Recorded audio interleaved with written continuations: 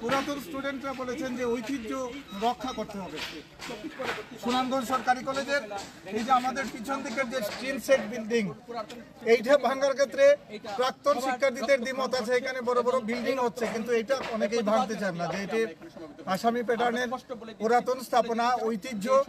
এই ঘরটি ঐতিহ্য। আমরা সাধারণ স্থাপনাগুলোর ক্ষেত্রে এরকম চিন্তা করা হয়, আর এটি একটি বিশেষ স্থাপনা। এখানে অনেকের আবেগ জড়িত। ভাষা আন্দোলনের সময় সুনামগঞ্জের অনেকের কথাও জাতীয়ভাবে উচ্চারিত হয়েছে।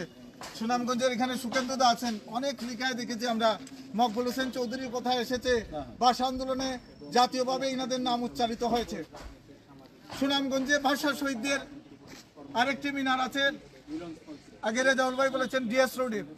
এখানে একটি ভাষা শহীদদের মিনার হয়েছে কত আগে, আমি শুনেছি যে 60-এর দশকে হয়েছে। 60-এর দশকের এই শহীদ মিনার মুক্তিযুদ্ধ পরবর্তীকালে এখানে যারা ছাত্রনেতা ছিলেন তারা এই শহীদ মিনারটিকে আরো সংস্কার করেছেন। এটি এখন ঐতিহ্যের অংশ। ঐতিহ্যের কোনো অংশ ভাঙতে হলে সেটি স্থানীয় মানুষদের মতামত নেওয়া হয়। স্থানীয় লোকজনের মতামত নিয়ে এইটা সংস্কার করা হয়, মেরামত করা। এখানে কার সাথে কে করেছেন আমি জানি না। এখানে কিছু স্থানীয় শিক্ষকদের নাম, টিচারদের নাম সামনে আসছে যে তারা তো এই সিদ্ধান্তটি চিন্তা করতে পারতেন। আমি বলবো যে অধ্যক্ষ সাহেব এবং স্থানীয় যারা শিক্ষক আছেন তারা বিষয়টি পুনর্বিবেচনা করবেন, এবং এটি যদি পুনর্বিবেচনা না করা হয় এটি কিন্তু ইতিহাসে আপনাদের নাম থাকবে যে ভাষা আন্দোলনের শহীদ মিনারটি আপনারা ভেঙে দিয়েছিলেন।